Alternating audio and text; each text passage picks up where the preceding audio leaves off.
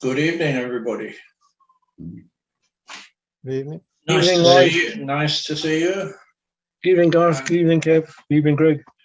I personally haven't got anything in the way of show and tell this week, although I have one small development, but only Leo may understand this, or sorry, Kev as well, because it's British.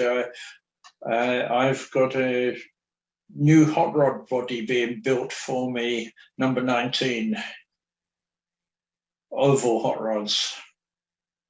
Yep. Okay. To get a set in England, you really need that one as one of them. So Julian's making me one of those. He wants some 132nd MG magnet bodies made for bangers or stock cars as they were. So he's building them for me.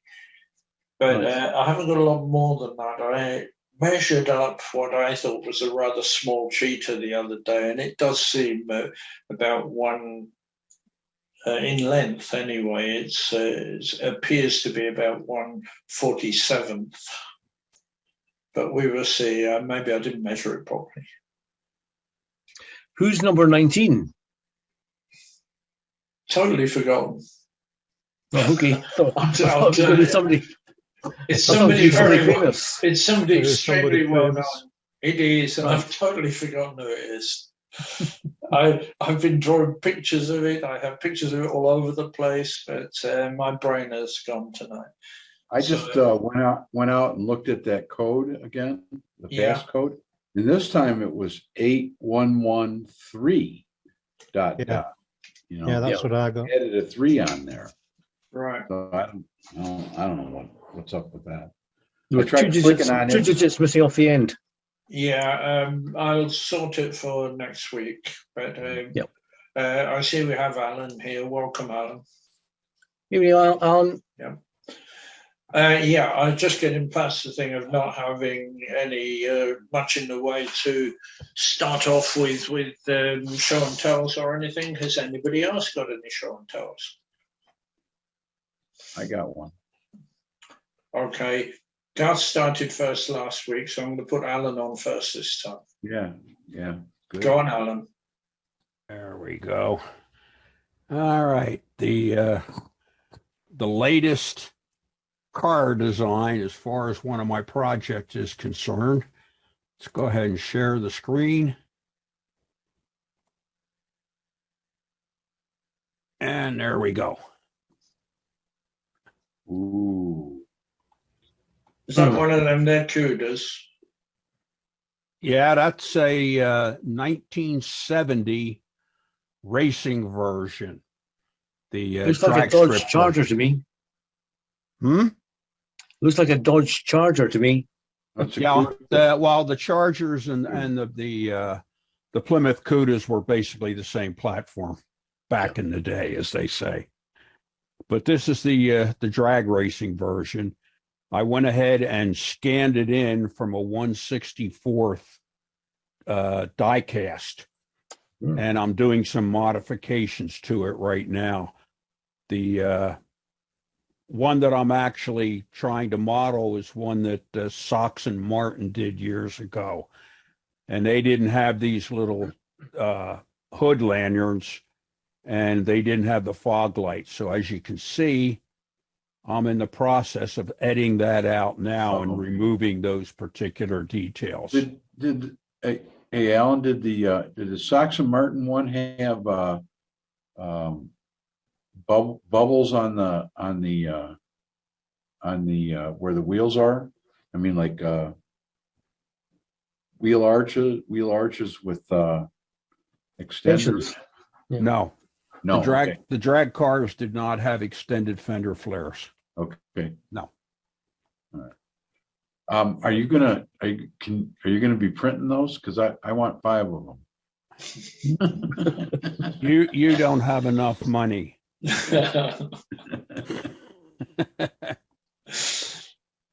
There we go. That's what I've been up to. That's my show and tell for today. Okay, thank you. Go ahead now, Garth. Oh, okay. Has anybody else got anything? You two put your hand up at the same time, so we'll go with Garth now. Has somebody else got a show and tell? No. Other than me? No? Okay. Can't see any more hands. No. Okay. I got something. It's a adjunct to what I had a couple weeks ago. Let's see if we can get that. You guys see that? Yeah. Yes. Okay. The last time I did this, I had 4 cars. Now I've added a car. And so I did a little, all 5 of these cars were some additions or modifications to what they already were, have been done since that last time I showed these. And let's see if we can go here. And you see that these are the 5 times. And you see all 5 cars went under the 29-second barrier. Okay, which is pretty incredible all by itself. And so we got the times, and I've got some other photos here. This is the first car, and each car I'm going to show you what I did, what changes I made to it. So this was the first car, the Mercedes, and let's see what we got. You notice the wheels, how the wheels are sticking outside the fenders a little bit. Okay, that was the big difference that I changed this car to. And there's the so I put longer axles on it. Okay, right. And I thought I was going to add weight into this, next to the motor, but I didn't.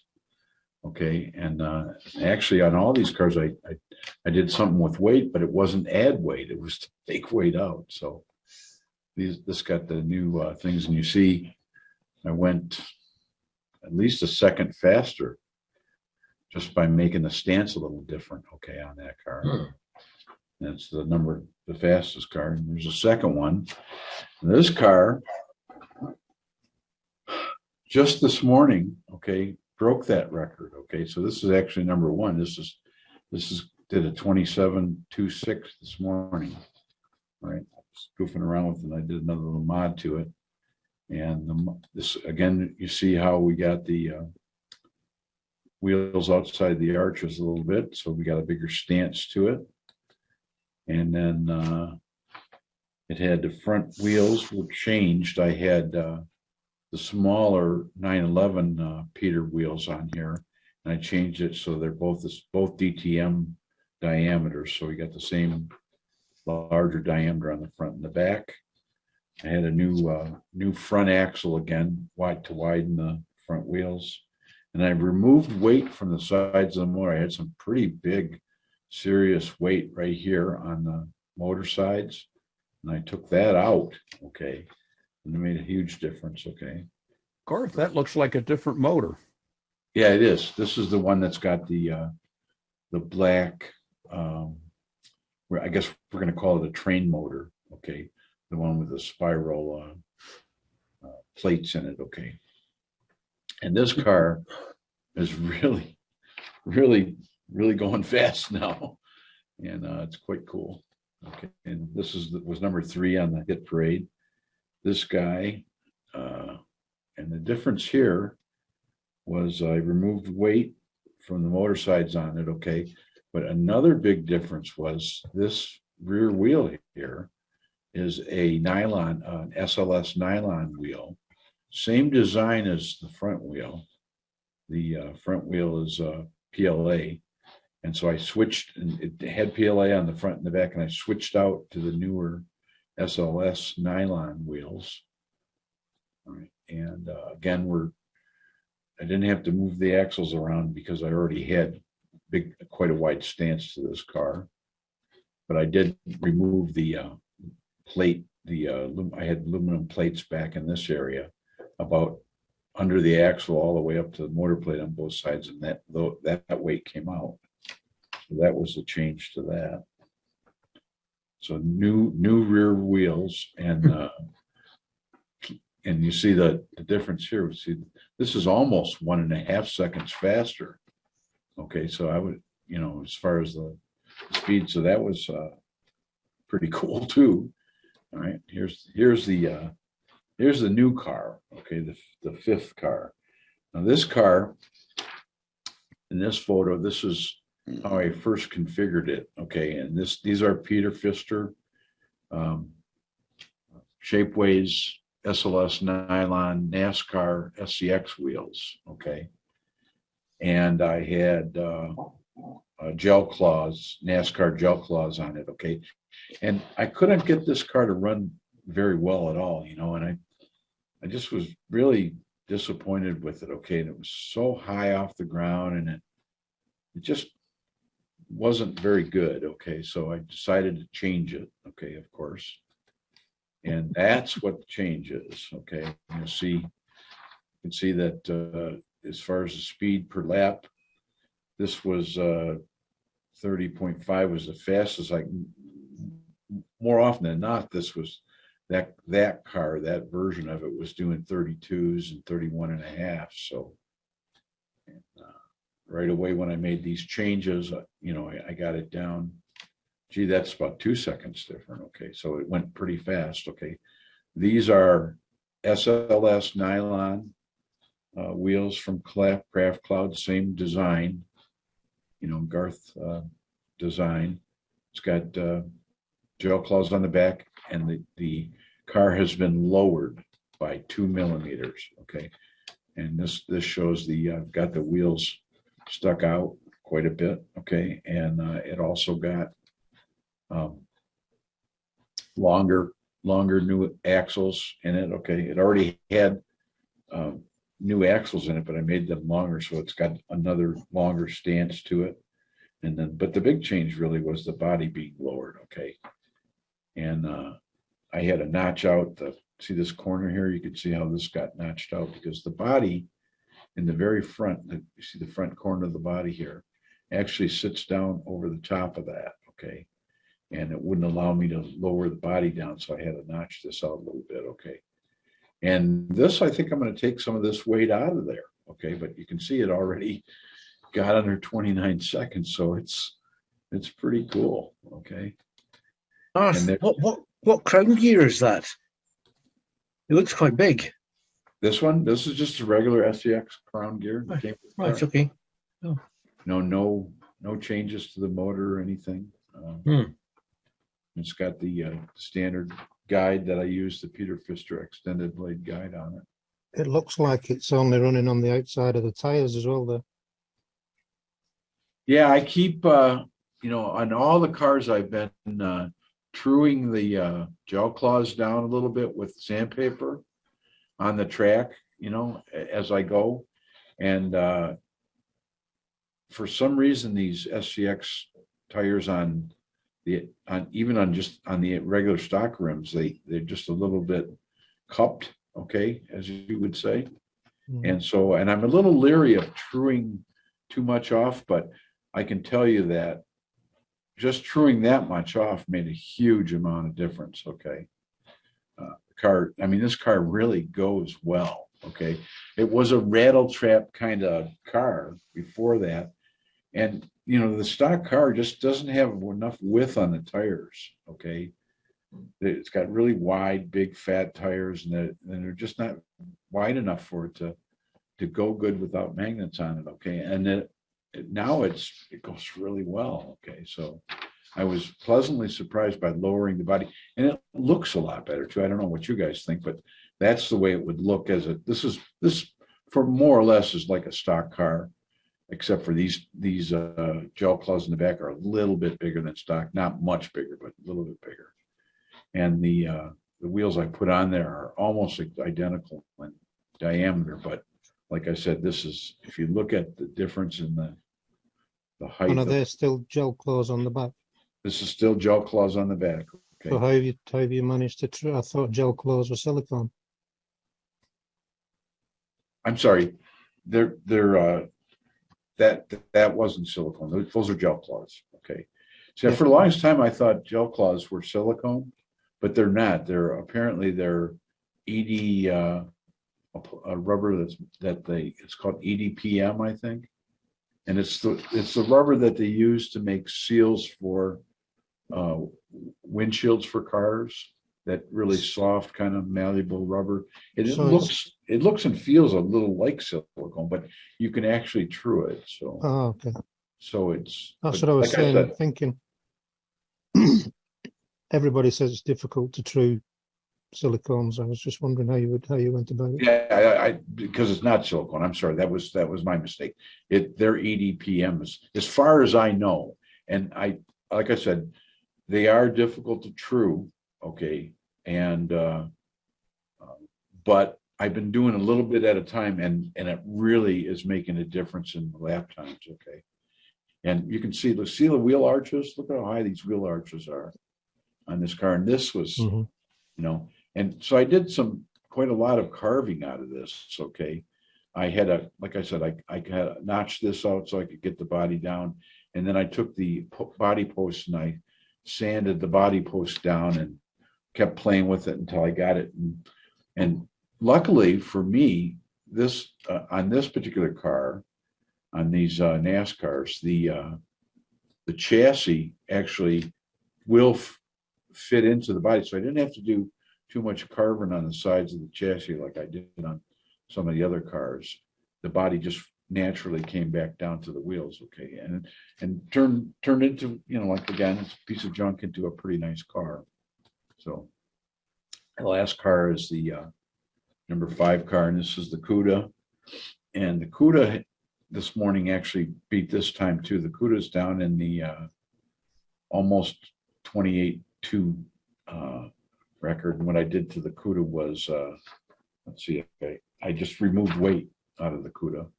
And this car, that's why I was asking Alan about the wheel arches, because I really want this car to have wider width, and the only way to really do it, I think, is to put wheel arches on it.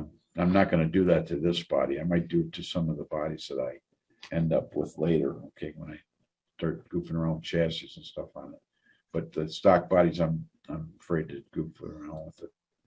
And you see, and I did actually move the tires in, because I think I had these rear tires were rubbing the body a little bit. And so from this time here, 28.6, I moved the tires in slightly, and to keep them away from the body. And I immediately got it down to 28.2.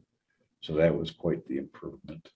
And the weight that came out of it was on the sides of the motor, and it was pretty substantial amount of weight. I had a piece of 100 thousandths wide lead that was standing on its end, and it went all the way back to the axle and up to about the front of the motor. And I just tore those out. So that was a big difference on that. But amazingly, all of the cars, got under 29 seconds. Okay. So last time I broke the 30-second barrier, and then just by truing tires and changing the stance of the cars a little bit and removing weight of all crazy ass things. Okay. I got at least a second out of each one of the cars, and some 2 seconds or 1.5 seconds. So Looking at the weight that you've taken out, could you not have moved some of the weight that you've left in further inboard towards the motor?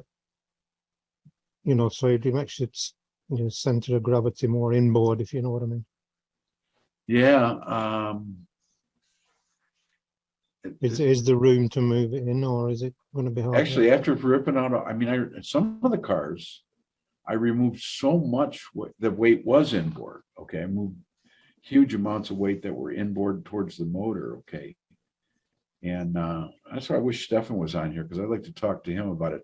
And yeah, I could, and I'm going to experiment with weight, particularly on that NASCAR that I showed, because that I just put some plates in there and haven't goofed around with that at all. It didn't have any extra weight in it or weight inboard. Okay, but that's an interesting thought.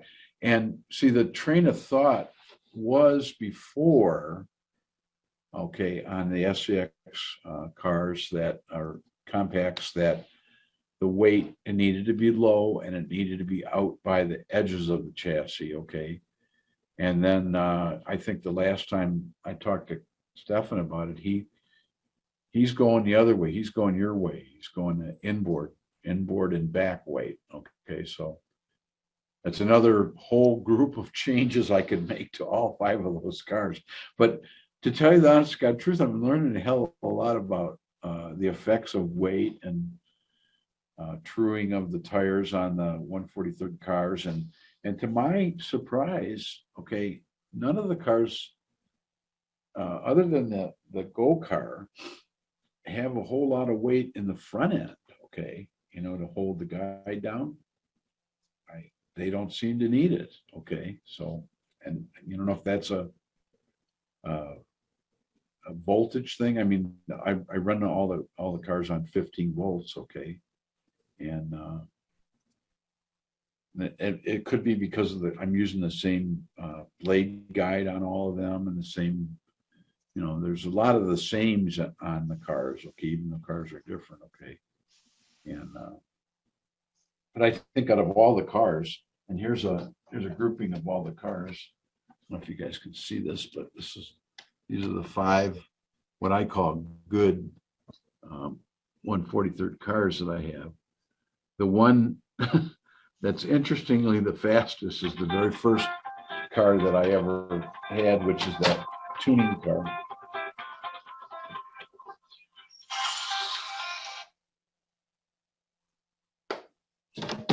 That's sorry about that. That's this car here. This was the very first car I had, and it's had the most crap done to it. I ripped it apart and torn it apart and did everything in the world to it. And and this morning I was running it, and it's really nice, It's a great car, and so this one, which is the Carrera Go car, okay.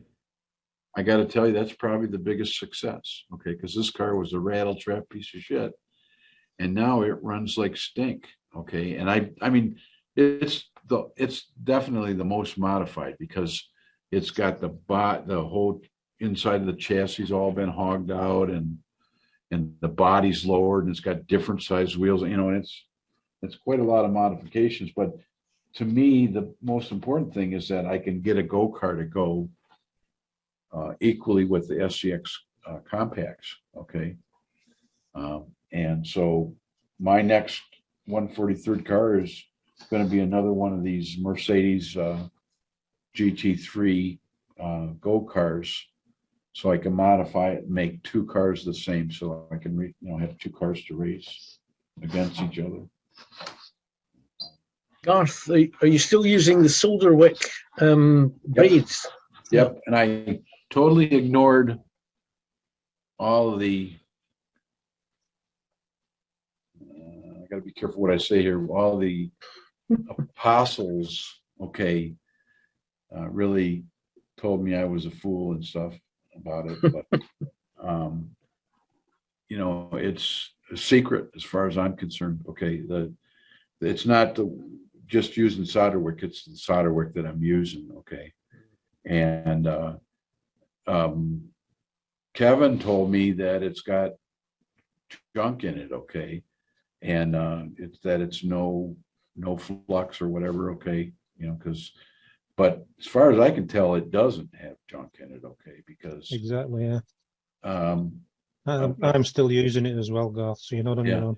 But I will tell you that you spooked me a little bit about it, okay? And I'll tell you how I make it work, okay? I cut it, okay? And the very first thing that I do is I take and I widen it, okay? And I think the advantage for using it and I totally agree with people that say that maybe it's not the greatest thing to try on a 132nd car, but on a 143rd car, if you're not going to chunk a bunch of weight into the front end of the car, okay? Yeah. You need a braid that is very light, okay, and doesn't have that, it doesn't make them the front end, you don't have to, weight the front end down to get it to actually work. And so it's very thin wire, okay, on that particular brand of solder wick. And so I take it and I cut it, and then I spread it out, okay, all right. And because Kevin scared the crap out of me about it, I soak it in paint thinner, okay, with a toothbrush, okay, and scrape it up and down. And then I take it and I put it in a bath of hot water and soap, okay, and scrub the shit out of it. And then I just pour hot water all over the thing to get it completely clean. And I lay it on a cloth and let it dry. Okay, so if whatever was in there is still in there, it's not in there now. And I'm telling you, it's a world of It difference. works. Okay, Yeah. Yeah, well, I don't do anything to it, Garth, and and it works good, doesn't it? yeah, the proof is in the pudding because I sent a car over to a proxy in America, and my car won the first race. So Yeah, you know, if if everybody's turning around and saying that, Yeah. you know, don't be a cheapskate and buy all this no, it has nothing to do with fancy being a dang cheapskate. It's actually costs money. braids and Yeah, things what- like that. It's you all right remember for the name people of to the- say that when they're working in the shop Yeah. and getting it for trade, but when we don't get it for trade and we have to keep buying and buying and buying, it gets expensive after a bit. Kevin, do you remember the brand name of it? It's some Chinese cheap stuff. I don't know what it is. I wouldn't be able to tell you the brand name because it's written in Chinese. Okay, mine's not. Okay, and it's no something. It's called no something. Okay. No, what? No flux. No, it doesn't say no flux. It's no messing. crap or something. You know what? I'm gonna go get it because This is mine. I don't know if you can. let me see it. The stuff that I use. Hey guys, for Oh, whatever that's different than the one I use. Okay. for whatever it's worth on this braid, there's basically three types that you can get. You can get the stuff that's got no flux in it. You can get stuff that's got a flux in it, which is kind of stiff, amber in color when you actually remove it from the braid itself. And that is non-conductive. But you can also get what is known as a water-soluble braid. Spotlight. Yeah, which is the flux that's in there. And that's water soluble. It rinses out with water, but you really don't have to move it out because it's conductive. Okay. Is that what this is, Alan? This is called no clean. That's no basically a water-based flux. Yes. Okay. You can wash it out with soap and water if you so desire, Okay. but it's not necessary because it in itself is conductive. Can you highlight that? Can you guys see that? Yeah, we can see it clearly. Yeah. Okay. And to be honest with you, what Move I back do a bit, please, Garth. What did you say? Just back a bit, please, Garth, to get to focus. No, back away from the camera. Okay. It wasn't in focus. Closer. Fire. Left a bit, right a bit. Fire. Keep going. Okay. That's better. Right. It said no clean wick. Right. Okay. Yeah. And That's the water soluble. yeah. Okay. I found that what you said is absolutely true, Alan, because I originally was using it without trying to clean it, and it was fine. Okay. But I found that cleaning it, and I don't know, maybe it's not just cleaning it, but it's the process of widening it, okay, and cleaning it, okay, makes it, good and soft. Removing it, Garth, allows you to fan out the strands of the braid Okay. a lot easier than it is. Otherwise, it's being all held together with the flux, Mhm. which brings up a point, something that I tried. Oh, I don't know. It's been a while ago. I don't know if any of you guys have tried this or not, but the wire that comes off of my motors, I have replaced that with a high density silicon wire. This is the stuff that is used in RC cars, where you need to pass 60, 80, 100 amps in a burst. What I've done with this is I've simply attached it to my motor, run it up to the guide. I strip off about 1 inch, poke it down into the slots of the guide, bend it over, and fan it out. Now you have got basically pretty close to 1,000 strands of wire hitting the surface of your pickup on the track. The more surface area you've got, the more current that you can draw through to that motor. It's a remarkable difference. At least that's what I experienced over braid. Yeah, Peter Pfister has guides that do. You got some of those, don't you, Lloyd? Some of those. Yeah, I've driven quite a lot of cars that have got them. He actually makes a guide that you just put the wire through. He does, yeah. They have holes instead of slots. But the key is don't use regular wire. Yeah. Get this high density wire. It's extremely thin, but very durable. And you can really suck some amps through that stuff. I have some red and black silicone jacketed stuff that I use on all my stock cars that and I don't, it's like, it's bigger than what's in the 143rd cars. Okay. And it's silicone wire or jacket. So that seems to work pretty well. Okay. And the guides this is Peter's guide. So, Peter Pfister, but see how deep it is, Alan? That's quite, and it really helps on the big Carrera track. Okay. That I don't even know if this would work on a Carrera Go track. I think the slot might be a little narrow. Too shallow. Yeah. Shallow. Okay. But on my Carrera track, it's and I've been goofing around the last 2 weeks with these cars and running them and stuff and going, what a difference. Okay. You know what I mean? I mean, I started out about a year ago, and the closest I could come would be 35 seconds. Okay. Which was at least 25, which was at least 10 seconds, slower than any 132nd, 132nd car. And now I've got it down into I'm toying with getting into a 26-second bracket, which is kind of amazing to me, and it's just weight and, balance and lowering the body and widening the stance and, all the slot car junk, you know what I mean? So small scale, on 143rd. So. Do you guys remember a chap called Mr. Modifier on Slot Forum? Mm-hmm. He used to sell bits and pieces. He's kind of vanished from the scene these days, but he used to sell bits and pieces, including braid wire that he had specially made to his own specification. And he gave me a bunch of that a while ago. I've come to the end of it. So I think instead of trying to get NSR or something like that, I'll go for Soderwick and give that a try.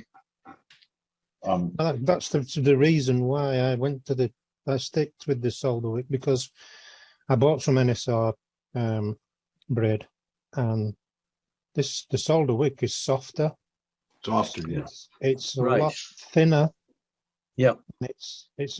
And not only that, once you've put it through the guide and you clean it with your lighter fluid like you would normally do as you keep it, and you spread it out a little bit or whatever you do with it and clean it with the lighter fluid, it's just perfect.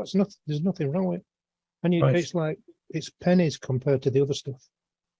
It's like everything else in slot car. I know people say they don't make a lot of money, but somebody is. NSR. I have noticed one other little ditty, about braids and guides and 143rd cars. Okay. and that's the height of the blade guide, up or down, okay, in the car itself, okay, and I'm finding that on some particular cars, and this has a lot to do with tire diameters, and on these SCX cars, I do what Stefan says, and that's I grind out the slots on the front wheels so the front wheels move up and down. But just this morning on my tuning car, I added a little piece of plastic underneath the guide because the car, I was running the car around and it seemed okay, but it was making and I had done some changes to the inside front end of the car weight wise. And it didn't sound the same, it sounded a little more noisy or rattly. And I added this, and I thought, and I started looking at the height of the height of the blade guide up and down. And I went, you know what, the thing's sticking way up almost underneath almost one part of it was actually underneath the chassis plate. And I said, okay, I'm going to lower that a little bit. And so I took a little piece of plastic and I made a little spacer and put a hole in it. And I just put it underneath the guide.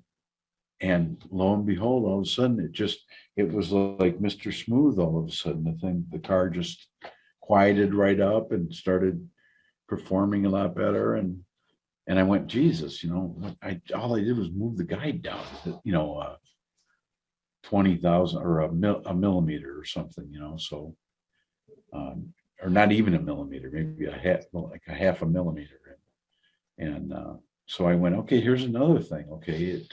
And it's like a kind of a fine tuning tip thing, All When right. you think about it though, Garth, you're moving that down half a millimeter.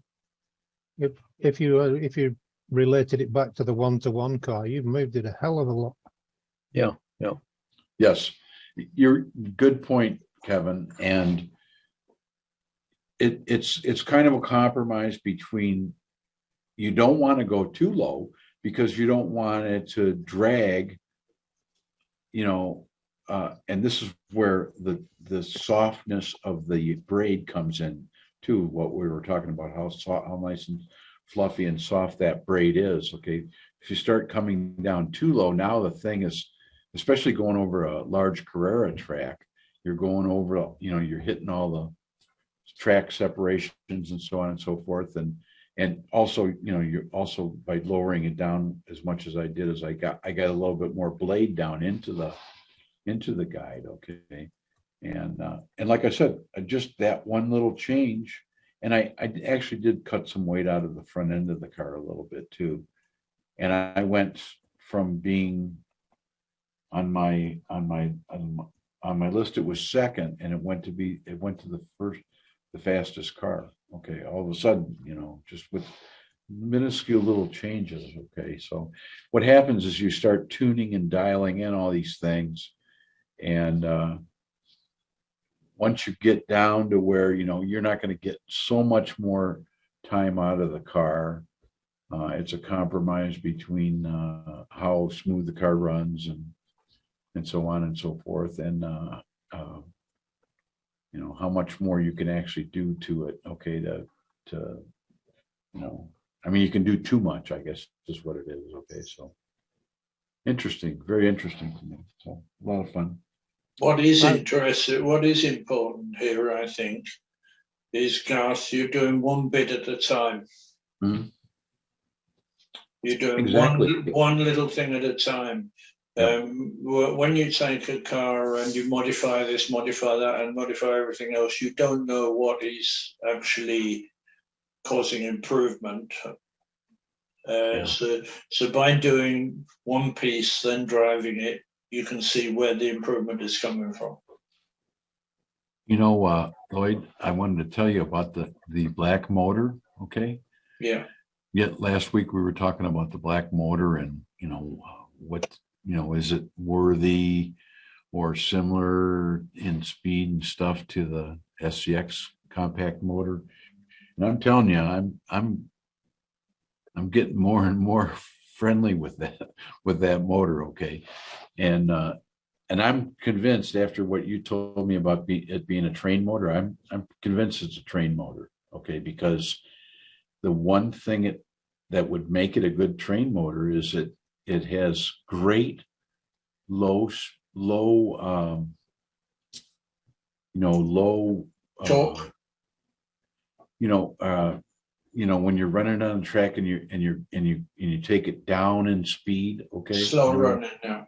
You're running really slow around turns, and it's just very nice and smooth, and then and it doesn't like go like some slot cars, when you charge the controller coming out of a turn, it just you get this burst of speed kind of thing, and it's not like that, but man, I'm telling you, I think it's a good 143rd motor. Okay. And it's just with it seems to be more affected by tuning, little bits and pieces of tuning than the other motor does, so. And they're battling it out, okay, for the number one spot, But as far as I'm concerned, what's interesting to me is I got 5 cars that I wouldn't have any problem racing against each other, and they're so close in speed that they'd make great competitors with each other. Great competition amongst themselves. Yeah. So that's very encouraging to me. Anybody else? Go ahead, Alan.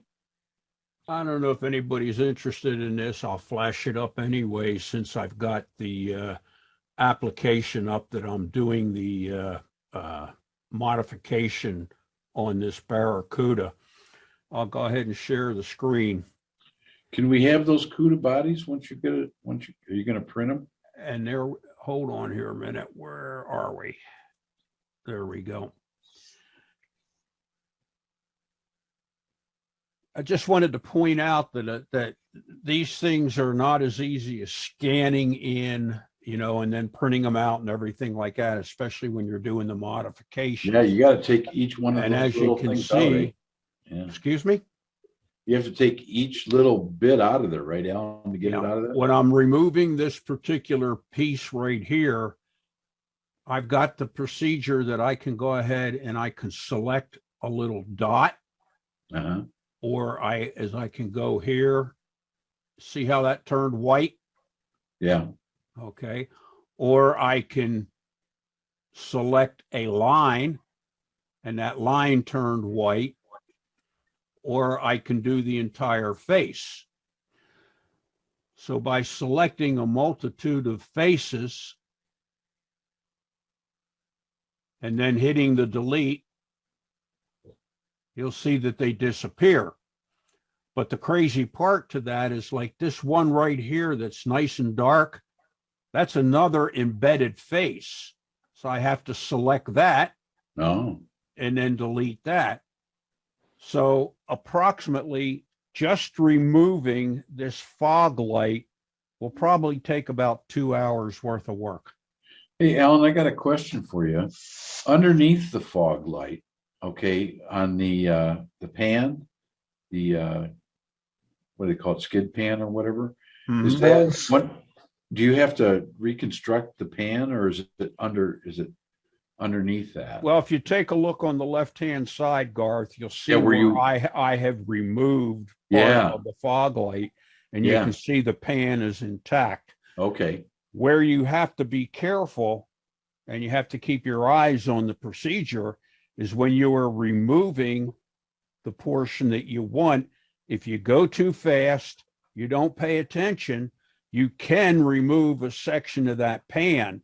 Yeah. And the only way you can go back is by backtracking each step one at a time.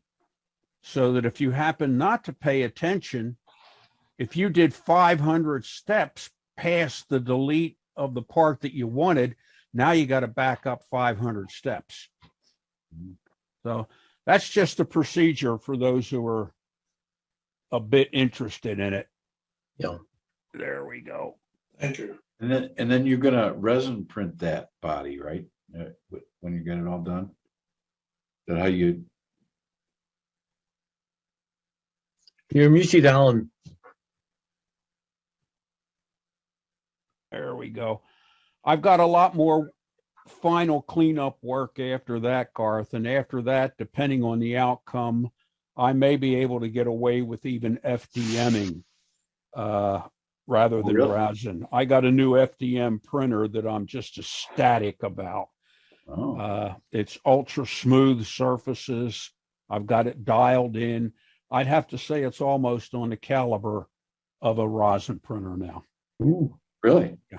And what material? Can you use different materials for it? Yeah, I can even, with this particular one, I can even print brass. Oh, Jesus. So how many are you taking orders for the CUDA bodies, or what is it? No, Why not? no. Yeah, but I want some, Alan. How's it feel to one? You're cruel, Alan. You're being cruel. Yeah. Garth's an addict. Come on, Alan, you're supposed to share, you know what I mean? Where does it say that? It says Sidecar Forum. You know? It's in the small print. I make no commitments at this particular time, especially when I've just started off on a project. Yeah. I have no idea how the outcome's going to be.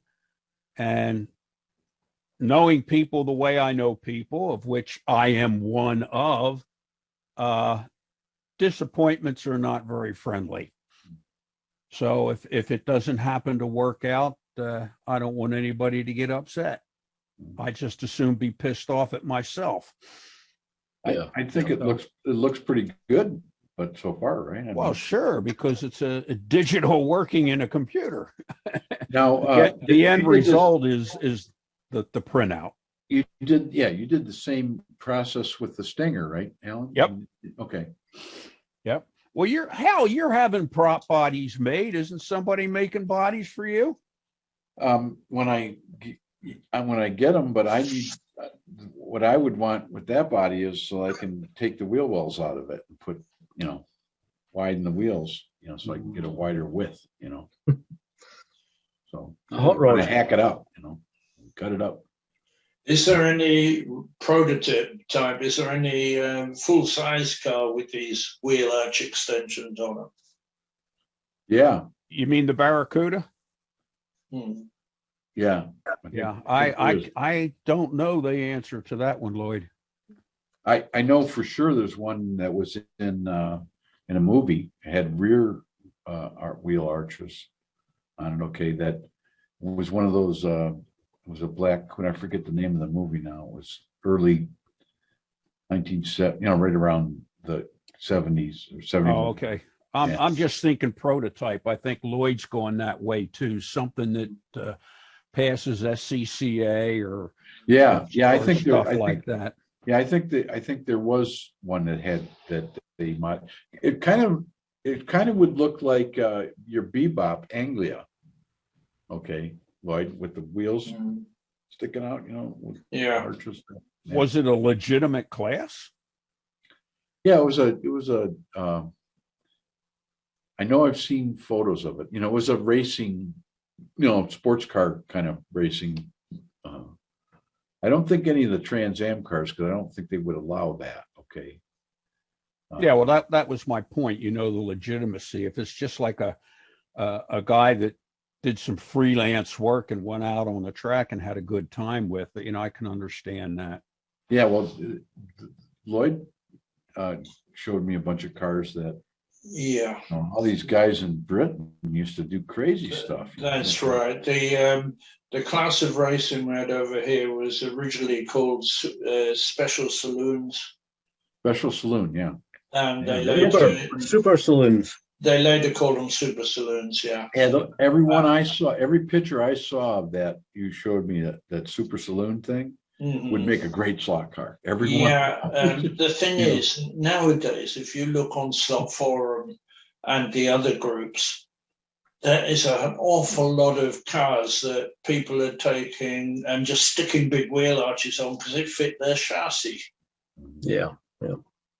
That to me, there's no appeal to that. It's just making a little angrier fit onto a chassis that was meant for a GT40 or something. It doesn't do anything for me. I'm a scale modeler. I like to make scale models. I'm with you, Lloyd. I'm with you. I personally lean that way too. I like not only the scale, the detail, and so forth, but I hedge, or I should say, I lean towards what I call scale running. Also, I don't crank my crank voltage up to 24 volts and hardly see the damn car going down the straightaway. I dial things back. In fact, some of my favorite voltage is 8 to 10 volts. Yeah. And it just looks considerably more realistic to me. But that's my level in the hobby. I've been running my big old Jag round on this Carrera Go track, and you push it and it hangs out. It's just like the real thing. If you ever watch the Goodwood videos, and those Goodwood cars are going an awful lot quicker than they did back in the day, but they're very easy to get out of shape. And so is my Model 1. And that suits me. I'm fine about that. Yeah. That's why I kind of got away from the HO world. My word, those things, they're so fast, you really can't see them. You can hear them, but you just can't see the darn things. And then they got an ungodly amount of magnetism in them. So, and I've watched a lot of these races and meets on YouTubes and everything, and the gentleman standing there with the controller in his hand, and not once did he move the trigger. He just pulled it to maximum, and the car goes around. So it's just, I'm kind of lost with that. I've got a 4-year-old that does that with Carrera. I like driving the car. You need to look, if you're curious about HO, then you need to look more at the gravity cars, like frame Coral cars. Those were fun for me to drive. They were not those stuck down magnet rockets that you don't have to drive. You actually had to drive them. They were like miniature NSR cars. Oh yeah. Yeah. Well, that's basically what I started years ago, was with the first model motoring set, which was the vibrator. And those things were, I'm here to tell you, they were fun. They were absolute fun to drive. That was your first introduction, you see. The first time you get hold of a slot power of any description, it's fun. Yeah. Then we wear the fun out of it by trying to develop it too far.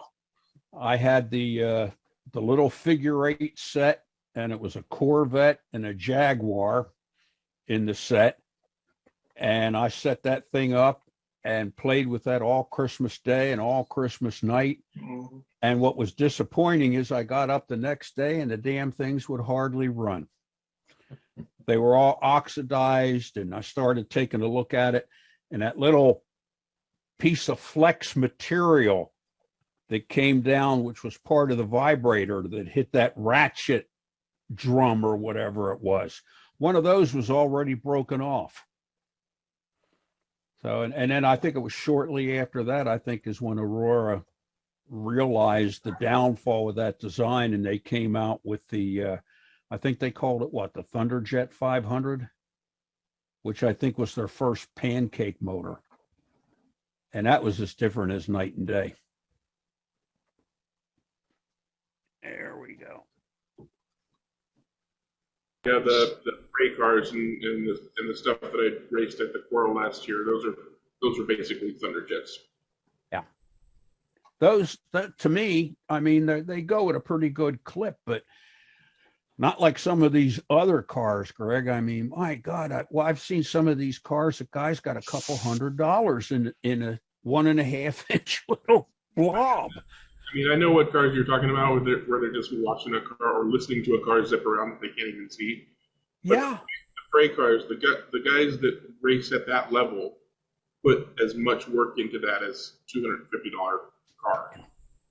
Because when you get to that level of competition, regardless of what kind of slot car it is, that's the kind of money, if only in time. I mean, the hardware itself might have only cost $50, $60, but they're putting so much time and effort into just absolutely perfect within, hundreds of thousands of whatevers.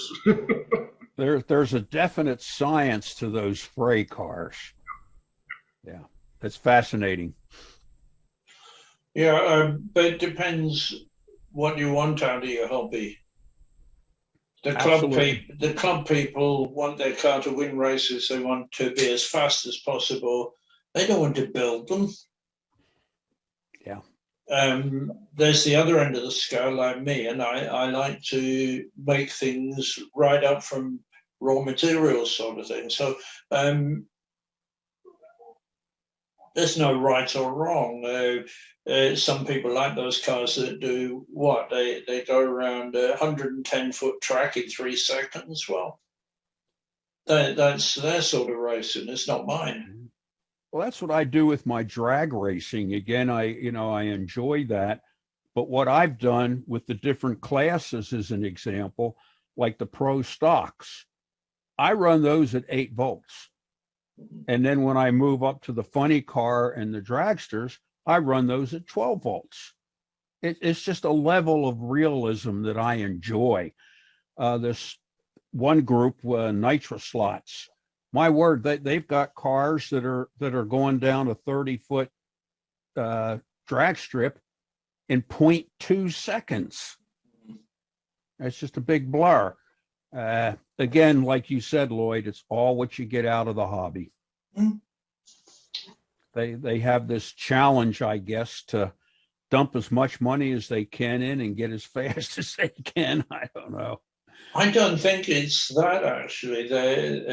When you get into anything seriously competitive at the real cutting edge of it, no matter what it is, you put in that much more effort and energy than anybody else is to get in that fraction of a second quicker than the other person.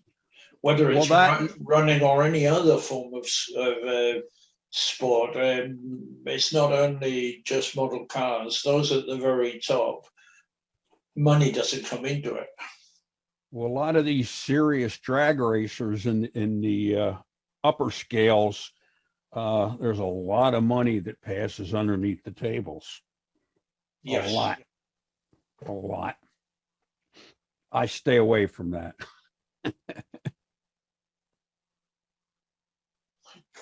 So we're back to our little 143rd cars. Yeah. What Garth has been saying has been very interesting, actually, about reducing weight. There has got to be an optimum, but it's not only reducing the weight, it's where you're putting that weight that you've got in there. So that trial and error you're doing, I can see you going on the, what is it, 26 next? Well, I have a question regarding the weight, Lloyd. I haven't really gotten into it that much, but how do you add or subtract weight when you're running on a track that consists of left turns and right turns? How do you go about, shall we say, balancing a car out for that? Same way in real life. If you're running on an oval, once in a full scale car, one side of it is different to the other side, isn't it? But if you're going both ways, turns both ways, it's much more of a compromise, but you've got to make it so the car acts equally good on a right turn as it on a left turn. Bearing in mind your driver is sitting in one half of that. Well, that's also providing, and I may be getting too technical here, but providing that the curves are identical for left and right. Yeah, I can see that. But what about if you come up with a real sharp left-hand turn followed by a broad right? or is that something that you just don't worry about? That's tuning chassis, isn't it? It depends what track you're running on, really. I gather all your turns left hand or right hand. It's equal mix. Hmm. They're equal mix. Okay, left, right. You know, they're all. And obviously, in a scale size thing, the driver weight isn't important. Not like in a full size car. You've got a whole lump of weight sitting one side of the car or the other. In real life racing, though, there's different setups for different tracks, isn't there? Well, of So- course there is, yeah. Well, Greg, I was going to ask you. You go to a lot of different tracks, do you not? Yeah, and I would not come to me for the tuning professionals opinion on things. I generally don't do a whole lot, but I was gonna say, you're asking how do you set up weight for a car that goes left and right turns? Well, how do you set up weight for a car that goes straight? How do you set up weight for a car that only does left turns? You're using the same, it's still physics, right? You're just adjusting. Yeah. You're just adjusting for different types of, behavior. So generally, when you're doing a road course as opposed to an oval or whatever, you're doing the same on both sides. You're not overweighting one side or the other. You're like you would for an oval racing. You put more weight on whichever side you want to dig in, or whatever the case is. So whenever I add weight to a car, it's usually one piece right smack dab in the middle of the chassis somewhere, or even amounts on either side of the chassis. I keep it as even as possible. Do you set your cars up for the different tracks that you go to? Yeah, I'm not that into it. Alan, Okay. Alan on the other chat. Yeah. He does set up his car for different tracks. The analog club that I'm in has different tracks as far as different types of tracks. So we've got Scalextric plastic track, we've got wood painted track.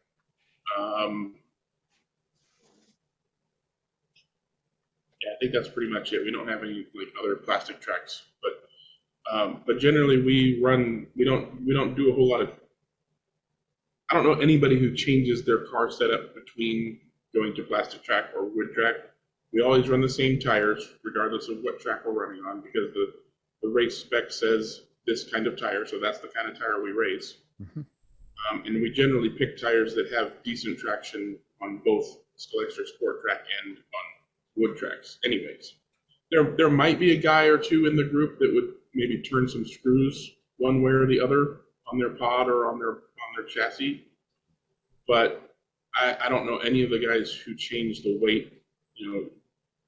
Generally the car is going to do the same things, just either more or less depending on traction. So their weight is going to be where they want it to be, regardless of what tracks the car is racing on.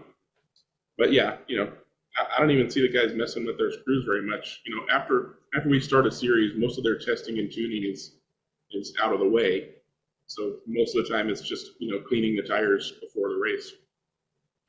That's what I was curious about. You mentioned about turning the screws. I was took some time the other day and spent a lot of time on the NSR website, where I didn't realize that the screws and everything and the springs are different weights and different strengths, and I didn't realize how involved things have gotten.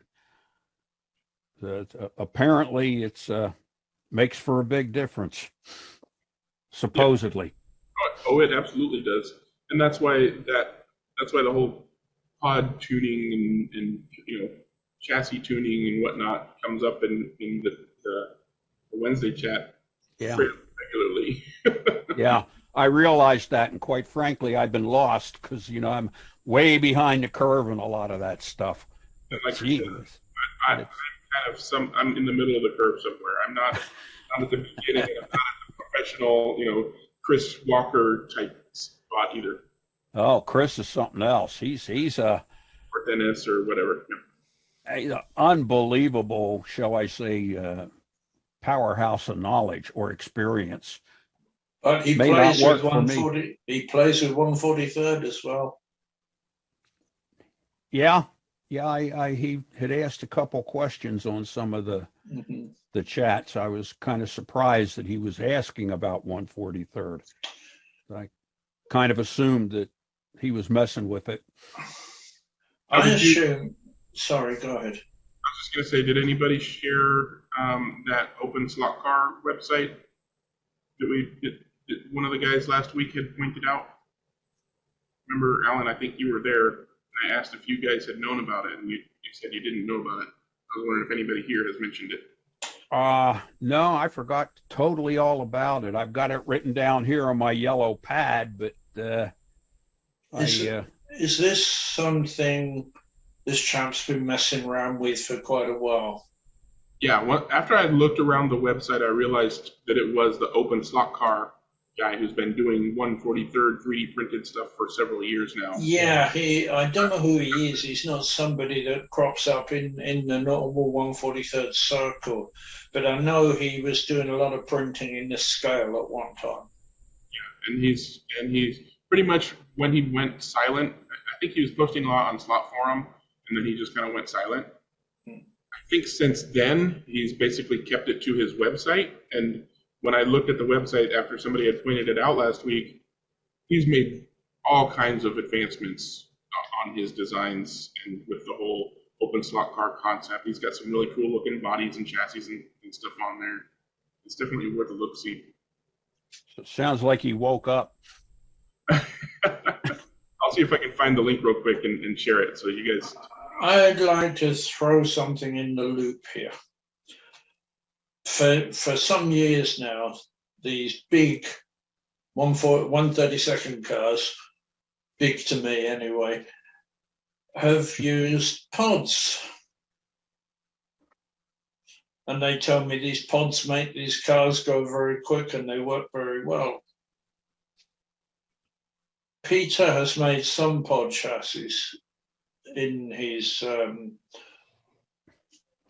Foots Shapeways one. I've not tried any, but you've had some where the rear of the chassis is separate to the front, and the rear end is where all the power stuff is. Why are not we trying pods? Why are we still messing around with the stuff that 132nd went over to 20 years ago? I got 2 chassis printing right now that I've set up for pods. In fact, that's what I was asking about those screws last week, Greg. Yeah. That's what I'm looking for.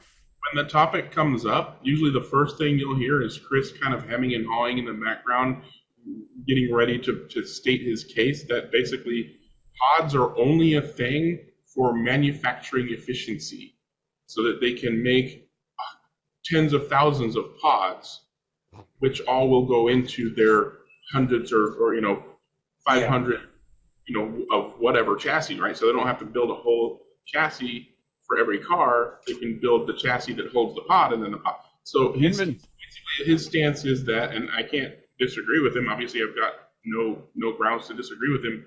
Is that a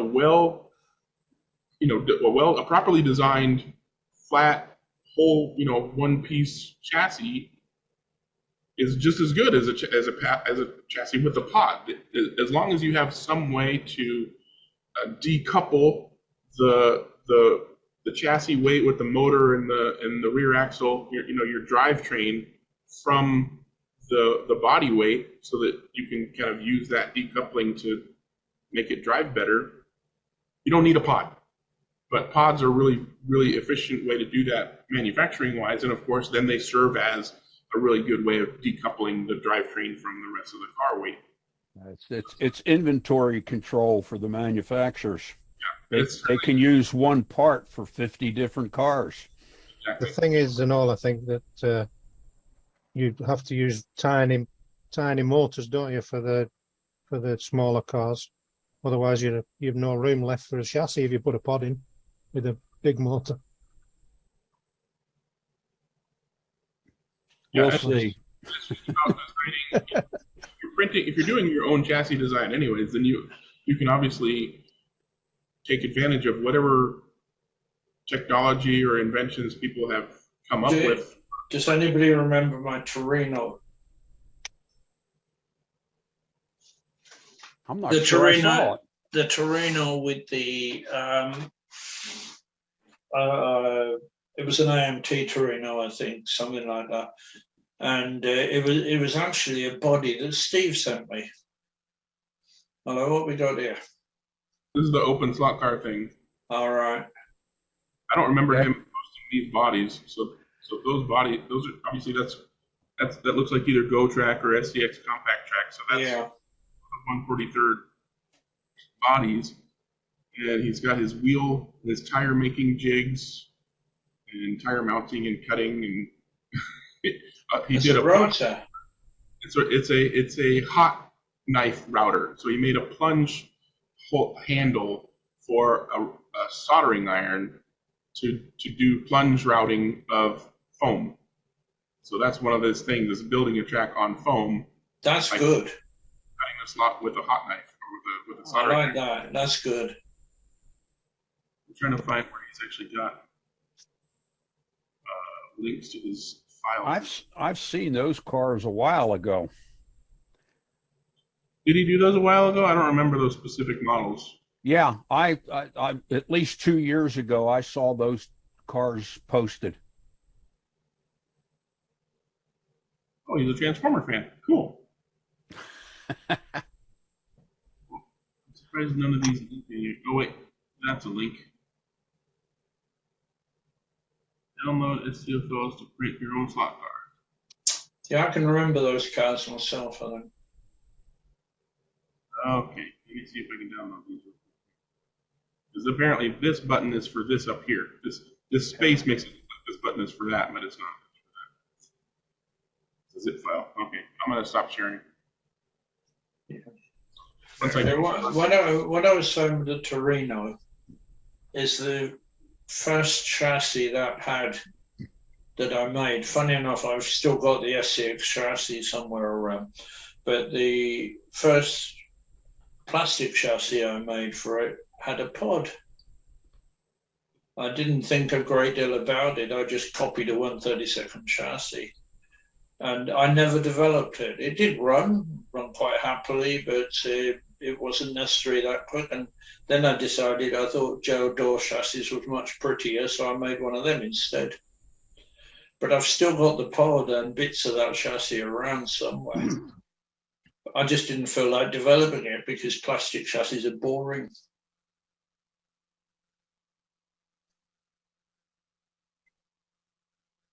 It's all gone quiet. I'm gonna see if I can get these files and load them up in my slicer, see what they look like. Should only take a minute. 3D printing world has changed that a little bit, Lloyd. I kind of looked the same way, that gee whiz, all these little bodies that I've got, and I'm going to sit down and I'm going to use brass and solder and, make all these brass chassis. I figured, geez, that's time consuming. And each one is going to be different in their own special way. And then when the 3D printing came along, I said, boy, this is the way to go. And you can make changes on the fly real fast. So that's kind of why I went that way. You're a printer addict. How many you got now? I think there's 6 or 7. Yeah. Well, I'm anxious to try the new one. Greg, I've got, I don't even know what the name of the extruder is on it, but I'm going to be able to print a soft brass. Are you talking about using your Prusa to do that? No, it begins with a V. Volver or something like that. It's from Germany. Okay, I'm not.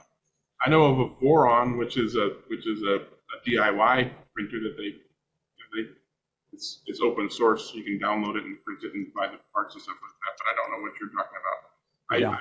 I thought you were talking about there's basically metal filament that you can get printed out through a regular printer as long as it's capable of doing higher temperature filament printing, and then the final print can then be sintered in an oven or a kiln to basically turn the print into mostly metal. That's what this does. You got to buy a special filament, You can do and that. I think it's along the lines of what you're talking about. It's like a hollow filament, but it's filled with a brass powder or something like that. You can do that with a Prusa. You don't need a special printer. It's the post processing that is specialized. So maybe Okay. this thing you're looking at has, I don't know. Tell me more once you have more information. I'm Peter's still on the Mini, learning on it. Peter's Mini that he sent over to me for the 2021 or 2020 Monte Carlo Rally had a 3D printed metal chassis. You probably got that at Shapeways. He I think he did. does a lot with Shapeways. Yeah, Shapeways made it, yeah. Yeah, Shapeways, the technology Shapeways has allows a lot more stuff like that. Yeah. Yeah, I know he didn't print it himself. But you were saying about lining up brass. I've been looking at a lot of chassis by Jarvis again. I still like looking at the pretty pictures. Jarvis Watson. And I noticed that although he makes variations on them, most of them are to the same pattern at the rear end. So I decided to make up a whole lot of rear ends and then decide what wheelbase I wanted to make them to when I bent the front bits. So I've got a whole lot of ready to go jail door chassis that I can adjust to length before I do the front assembly. So I've got them sitting there. The back end is the hard bit. The back end is the bit that takes time. So if I bend up enough bits of metal at the same time and put enough jigs together at the same time, I hope to get a little production of them going so that then I don't have to mess around for so long later. There was a terrific website that was strictly dedicated for brass chassis. There must have been 1,000 different pictures, and I want to say it was called Scratch Built. And when my computer decided to die a couple years back, I lost the URL to it. Greg, do you recall anything like that? It was a super site. Was that the 132nd Scratch Build forum on Pro Boards? No, No? this was it was a website. It was a dedicated website, okay. not It's a on Pro forum or Boards, is it? No. No, this was a dedicated website. Yeah. The Germans, before they all went over to the Carrera Go forum, they had a forum called Scratch Build. But as far as I understand, it was all 143rd. Yeah. This site was nothing more than outstanding color pictures, close-ups of brass chassis that had been built over the years. Mm-hmm. From numerous builders, and the photos were exquisite. I mean, you could build a chassis right off of that photo. Mm. And I'll have to search around, but I've had trouble trying to find it. It's Slot Blog. I'm sorry. It's Slot Blog, Scratch Build. If you go on Slot Blog and then go in the Scratch Build section, there's whole loads of these brass chassis all the way down by different builders. Okay. Well, this was a dedicated website. It wasn't on a forum, wasn't on a blog. No. Yeah. This was hosted by somebody who set it up. I'll take a peek around. Maybe I can get lucky and find it again. It was terrific. Yeah, for now, Slot Blog works for me. I still prefer that to most of the others. There's no plastic color, well, there is, but not too many. Hello, what do you say? I just put the link into the open slot car page. All right, yeah. Some people seem to be like him, and like Alan at the moment, liking just to make developments all the time. Looking at the technology, seeing how far you can go with everything, and rather than end up with an end product, it's the fun of making it that is the challenge. I enjoy the design. Yeah, I definitely do. Yeah. I enjoy that a lot. And of course I do. It even makes me a happier camper when the design works, and Mhm. I can play with it on my little track for now. Yeah. It's just what I do in the hobby, as they say. Anybody got anything else they want to bring up while we've got about half an hour? I know we've wandered a little way from 143rd, but all of this ultimately could be of use. Go ahead. Yeah. A trivial question for Garth. The tuner cars, do you remove the chassis lights from them? The what? The tuning cars, the SCX compact tuning cars, have chassis lights built into them with a LED. Like a sort of show car.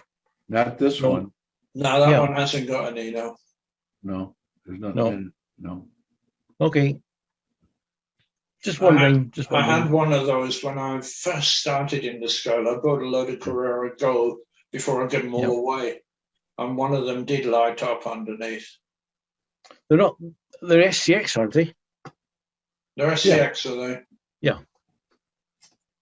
What, the tuner? Is it? Yeah. Yeah. I know I had one and it lit up. Right.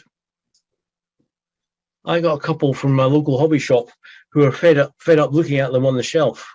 Mhm. So one day I was in, and I said, "Oh, you still got these?" And he said to me, "You can have them both for 25 quid, I think it was." So I bought them both, but I've not done anything with them. Well, Garth will show you how to make them work. I've seen that many times from Garth, so yeah. Ah, Yeah, that's yes. more interesting. Chrysler Colors. Can you see this one? Can you guys see that? Yeah. Yep, nice. That's the Trans Am version. Ah, okay. No, I don't think so. This has got a wheel arches on it. Okay. See the wheel arches? Blisters. Yeah. Blisters, yeah. What series was it running in? Oh, I don't know. It was an American series somewhere. Equivalent to our club racing, probably. I think you're right, Alan, that it was a Trans Am because it's got. It's a Trans Am setup car. You take a look at the exhaust. You take a look at the size of the wheels, tires, and the fiberglass and the hood. Yeah. That was set up for the Trans Am, and that looks like that may be Road America. I'm not 100% sure. Yeah, but it's the only one I could see that had these bumps on the. Yeah. Oh. So that's what you need to do to your file, Alan. No, I don't. Yeah, I do. I think you're on your own with this one, Garth. Well, you mentioned the fact that the flares, you go back to that picture, and that does not allow the tire to come out any wider. Yeah, it does. Take a look at the picture. Bear in mind the tires are quite rounded. It lets the corner, but if you they're up underneath the fender well. Yeah, but if this car, okay, if there was a flare right there, I mean, I don't need much. All I need is just a little bit wider stance, okay? Just the corner of the tire I want to go out, okay? A little bit, so. John Kidd could probably do that for you. It looks like the wheel well has to be enlarged. Well, Alan can do it too. He's nice try. I'm just off for a couple of minutes. I'll be right back.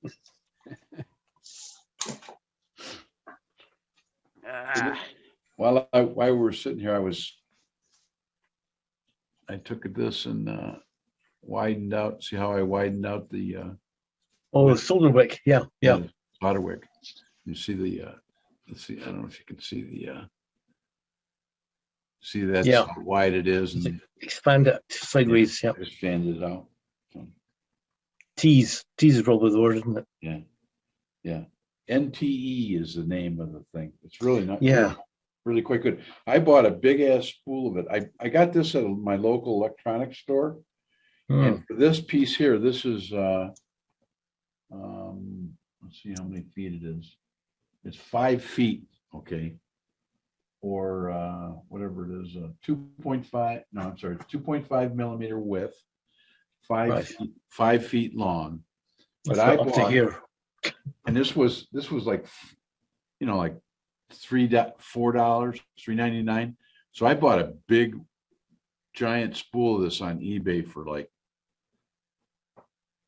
$10 or something like that. Okay, enough that I'll die before I run out of 143rd. Yeah.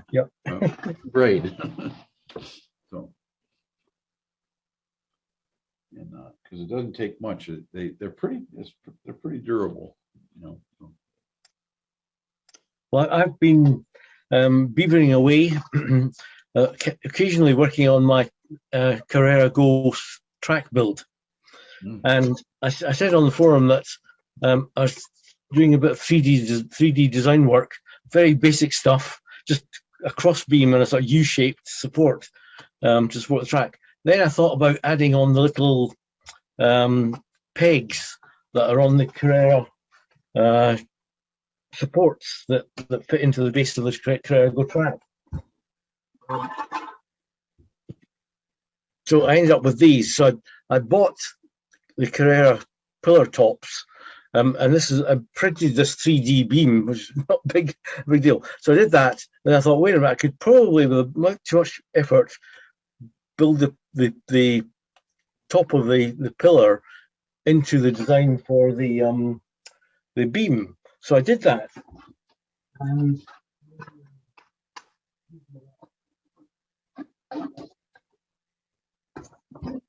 So I was pretty pleased with myself with a simple mod. So I've got the pegs built into the beam now. So I'm quite pleased with that. After I did that, I discovered that the curve sections of track, the spacing between the pegs is slightly smaller. So I had to basically move the one of the pegs closer to the other one. So I did that, but I missed it by about a millimeter. So I'm still working on that to get the spacing correct. But I'm pretty pleased with my 3D design skills, uplifting a bit to Greg. That's obviously a basic thing, but I'm getting there. At least the printer prints them solidly, so that's always a step forward. You could have simple, sliding design. There's a variety of ways that you could do the interface to allow the two ends to slide, while still, having enough friction to stay where they need to be. Right. So splitting it in the middle and moving them together, or moving the peg. Yeah, leaving the pegs as a solid thing, and then the whole thing in the middle, and with some kind of interface, a mortise and tenon, or any number of different interfaces that allow it to slide lengthwise. Yeah. And if you're not happy with its rigidity from just the prints, then you could design in a set screw and or just a through screw and just drive an M3 through the whole thing to keep it. Yeah. Tight. And then that way you just have a universal thing. You don't have to print different ones for the straights versus the turns. And if some decides to have a different spacing, or the picture you posted with the 4 different locations, if your beam was able to extend or contract to within a certain tolerance, you could go this way or that way or this way or that way or that way or. Yep. Yes. I kind of thought that I could build one in and print some pegs on their own, which I could just super glue on in an appropriate place. So yeah, something like that. Alan's ahead of me. No, go ahead. I was just trying to see if this would show up. Ah, okay. No, Lloyd needs to spotlight you so we can see you. How do I do that? Turn off your Right, virtual so it doesn't keep getting covered up. right click on Alan's picture. Trade wire. Yeah, I've right-clicked, spotlight for everyone. That's it. At the stinger. Turn off your virtual background, Alan. That's the main cause of all this nonsense. What's the best way to do that? You click on the little up arrow next to the camera, and then choose Blur it. and choose blur, and then unblur, and your virtual background will be gone. Because blur will also do the cover up problem, so you need to turn off the blurring. There you go. There you go. Hooray! Yeah, we can see the wire. Yeah, the fanned out wire. Yep. Okay. Earlier, I mentioned about this wire. As you can see, this is very flexible. Yep. But the weight of that wire, what you're looking at, is 500 strands. Wow. Right. Coming out of that. Excellent.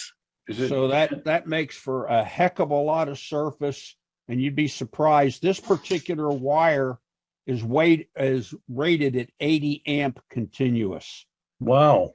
What is the gauge, Alan? To be honest with you, I do not know.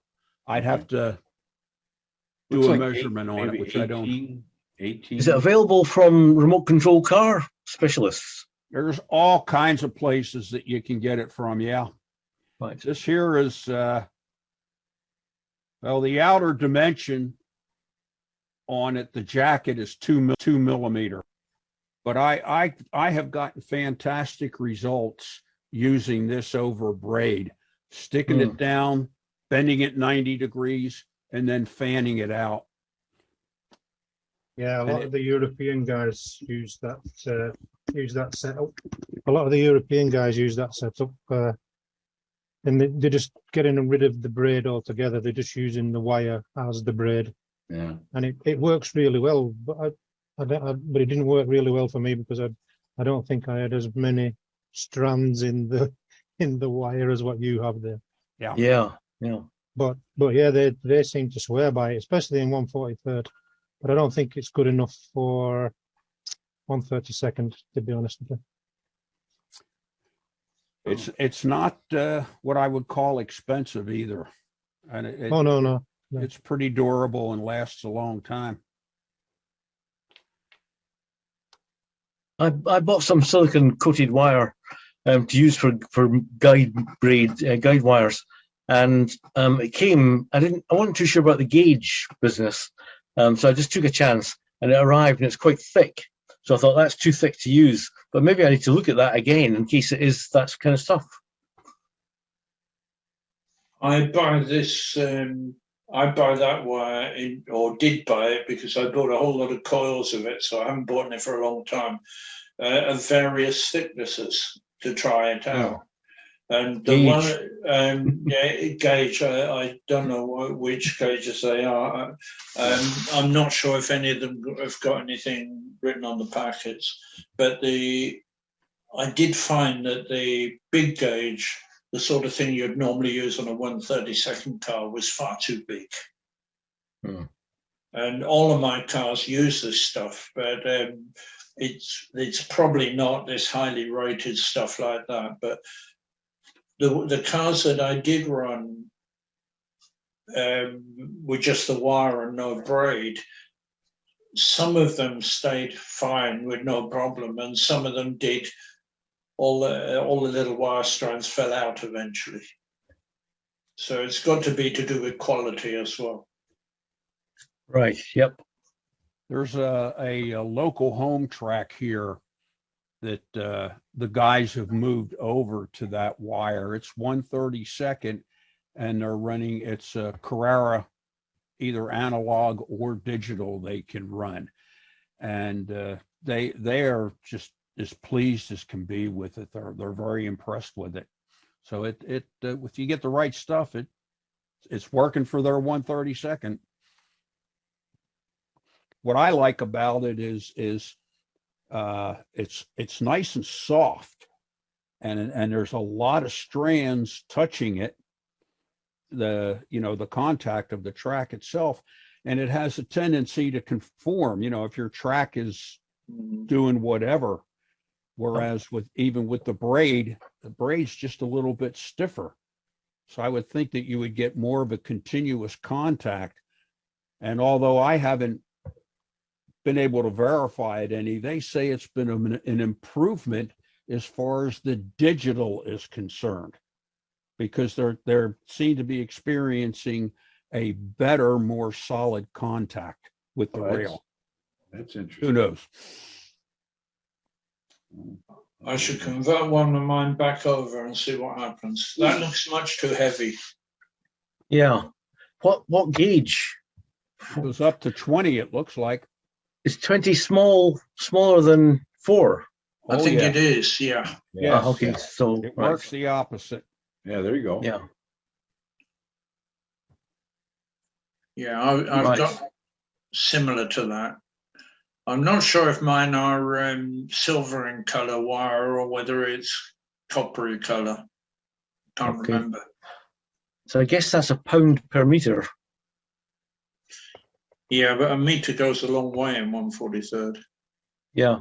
Free post. Yeah. Amazing stuff. It's just up the road to me. You can see how nice it click on fans the out. length, Leo, there. Click on the length and you'll see how much it is. Sorry? It says color and length just underneath your 20. Up at the top of the Gauge. prices. Oh, sorry. Right. Okay. Right. So we'll get red and black. Oh.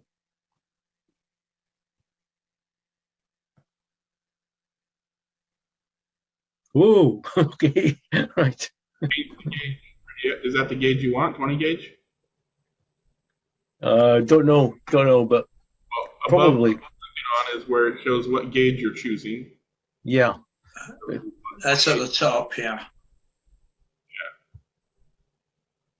Yeah, 18 would be too much, I think. Right. Okay. So. And a meter is a lot of wire. That's around what? 30, 36, 44 inches, something like that? Yeah. 33 inches. 33. Yeah. Yeah. 33? I don't know if does he have a. 39. The price went up because you're basically getting 2 lengths of wire. You're getting 2 meters, one red, one black. Yeah. I'm not sure if that's what it does mean. There are some that is showing red and black there. But isn't there some wire that is red and black stripes? No, I've done this before and I've gone for 1 meter and I got one length of red and one length of You black, did. and they All were right. half a meter each. All right. Yeah. Right, so overall diameter is 1.8 millimeters for that 20 EWG. So that's quite thick. You'd have to look at the specs, see what sort of amperage these can take to see whether they are the sort of thing that Alan was talking about. Yeah. There's the amperage there, 30 amps. They got different manufacturers, that's for sure. Yeah. That's 100 strands of 0.08. Yeah. This stuff here that I've got is something like 480 or 500. Yeah, well, up here you got something like that. Yeah. And this was, while I'm looking at it right now, it was 36 inches and $7.20 Right. That's quite a lot of money, isn't it?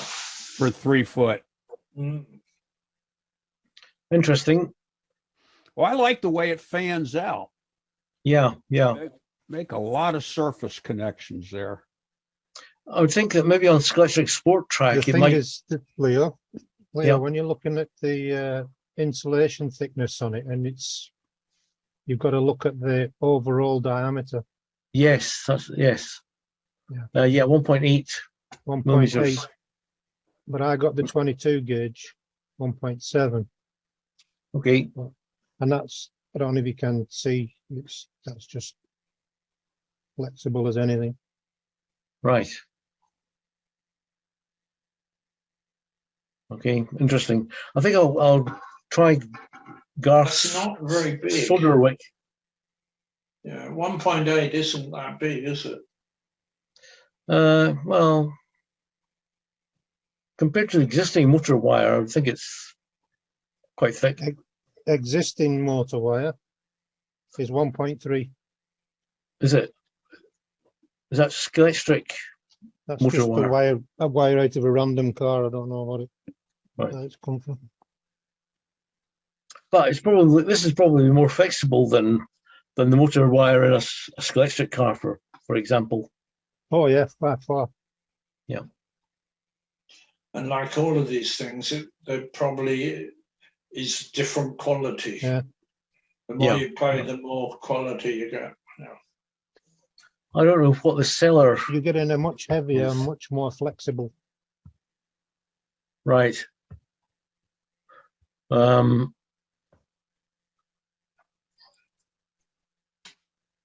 Lithium energy with 2 Y's. Okay. So it looks like they are a sort of wire specialist.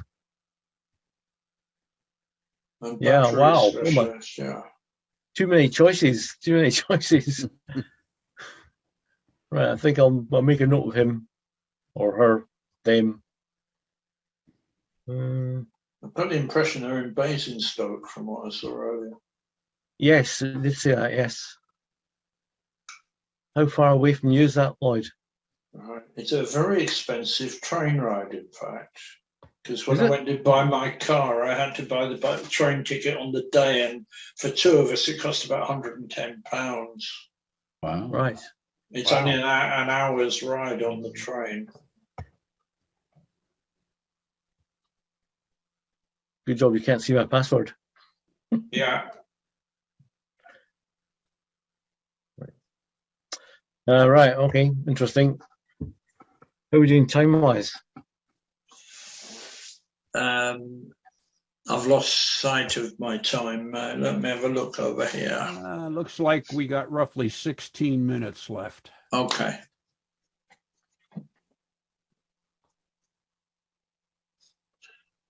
But I know we're talking about it for a different reason, for using it instead of braids and things, but the thickness of the flexibility of the wire is very important anyway, changing over to this sort of wire.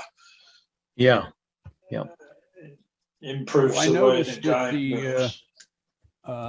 the new NSR cars, when I was on the site the other day, that they are using that soft silicon wire from the motor down to the guide flag. Yeah. And then they're picking up the braid from there.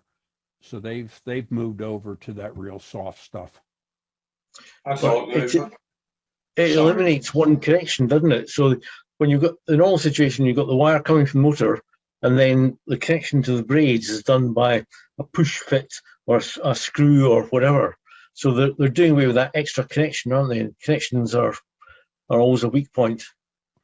So that makes sense to me.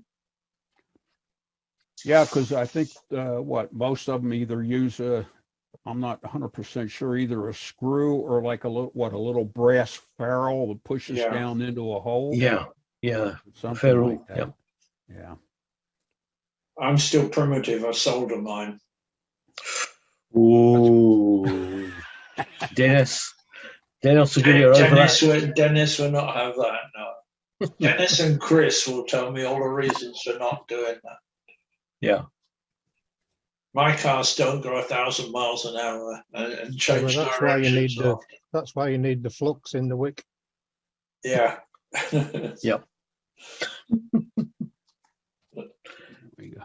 We need to get T-shirts made. Soderwick braids. Yeah. I use brass ferrules and always have. And I make sure that when I cut the wire, I use silicone, jacketed wire too. And I cut them out twice the width of the length of the ferrule.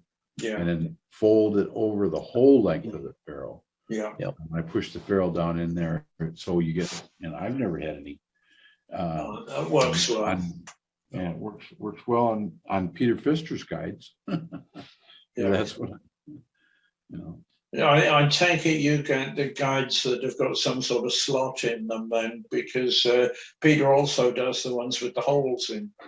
Yeah, this has got, these are the, and on Shapeways, when you buy them, it says braid or, you know, or Yeah. for wire for a braid.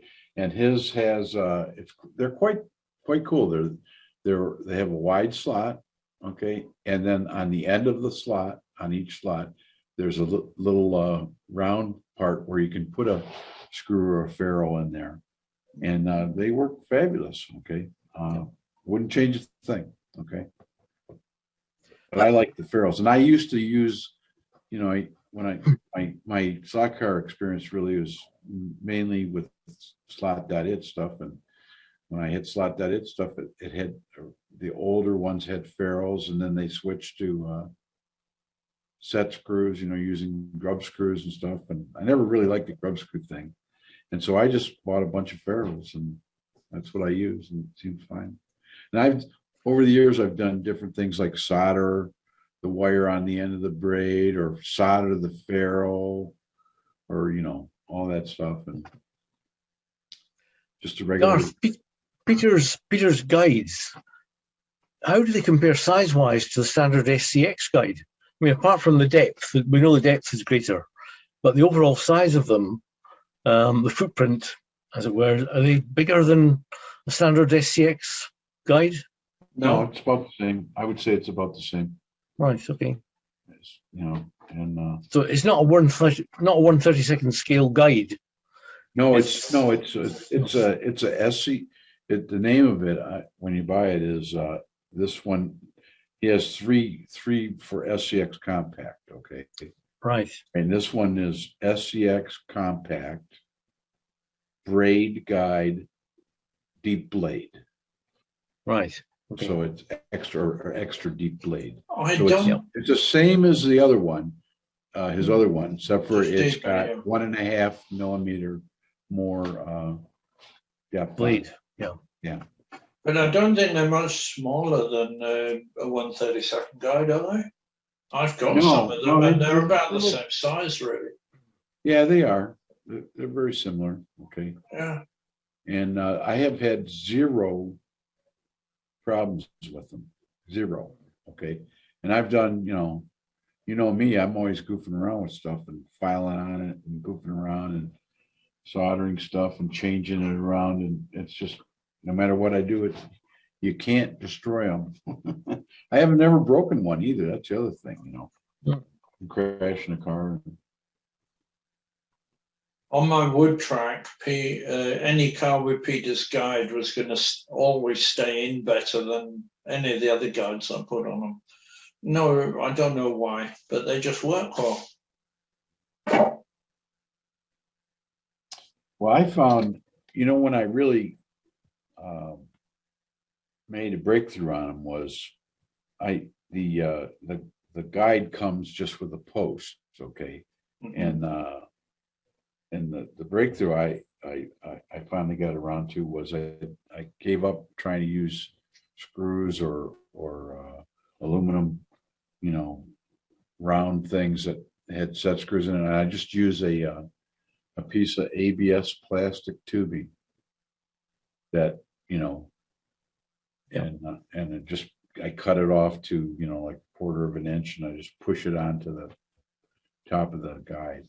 And it's super, right. Perfect solution. Okay. Yeah. Because it's tight enough that, you can make it no wobble. Yeah, there's no wobble, no anything, and it works. In fact, I've even on the Carrera Go car, because of the position of the blade into the body mounting hole, the front body mounting hole.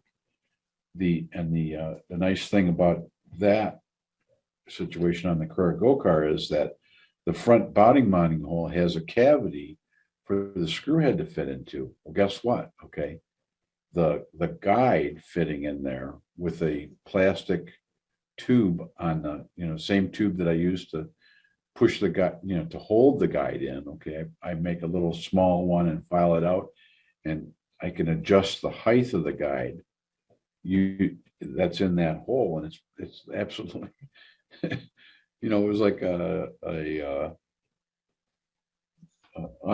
unexplained consequence that was. I mean, it was when I figured out that I could do that. I went, wow, that makes it twice as easy, because it gives me all I got to do is file the top of the spacer, the tube off, and I can make the guide go up and down from the bottom side. And it's just, it's great. It basically makes an SCX. Now, I don't know about the Carrera Go cars. I'm hoping that every Carrera Go car has the same body mounting location, so that I can, it doesn't. I think almost every car is different. Really? Well, they have the same style, though. They have the same style of body mountings. Yeah. Yeah. Different dimensions. See, if you look at the front of this guy, okay. I mean, if you look at this compared to the standard Go car, the post in a Go car is behind the axle. And to me, it was like, who makes a slot car that does that? That's idiotic. Okay. And so with using the body mounting hole on this GT3 Mercedes, it's perfect. It's in front of the axle. It's the same distance from the original guide. Just it's mirrored over, as far as the dimensions of it. In fact, if you look at the bottom of this, you can see that screw hole is the original guide, okay? And you see where the axle is there. And the post for the guide is about the same exact distance forward from the axle that the screw head is now. And it's just, something that worked out really well, so. Yeah, transformation. Yeah. And so I hope that the other, I'm not thinking about, I'm going to buy another identical, not a yellow one, but there's a couple different other GT3 Mercedes, and I'm hoping that the guide is exactly the same on them, or the body mounting hole. So. Lloyd, you've not mentioned your Go sets and how you get on with that. It's set up in the shed, and I just noticed you can barely see me, but I'm still here. It goes down one side, one bench all the way to the end, across the back, and a little bit coming down the other side. But I've put the flyover bit down near the door of the shed. That's so that the little one can stand up on a chair and work it from there. But she's found that she can get the cars all the way around, and she does it for about 15 minutes and then goes off and plays with something else. So, but yes, the cars are running around there quite well. All of my cars are running around there quite well. But we need a YouTube video for that. I'll do one when I get a chance. I've been doing quite a lot of other things this week, so I've actually been cycling and things. So I will put a video together with some of my cars running around on it, because all of these Marios and things with magnets in them, they go around about 100 miles an hour and you can't see them. They just make a lot of noise. And my own cars run around on there. Yeah, go ahead. As a reminder, I've increased the storage space on the 143rd forum. And what we're looking at here is I've pretty much come to the conclusion that the forum is not going to be too much of an area for, shall we say, open discussion or having chats or discussion in itself. I think the forum's going to become more of a depository of information for 143rd. So based on that, we got plenty of space. I can increase it. So when you get a chance, put some pictures on there, whatever you feel comfortable with to go ahead and post. And I'm showing 4:01 here in the States. 1 minute after 4. All I right. think we're up to our 2-hour deal.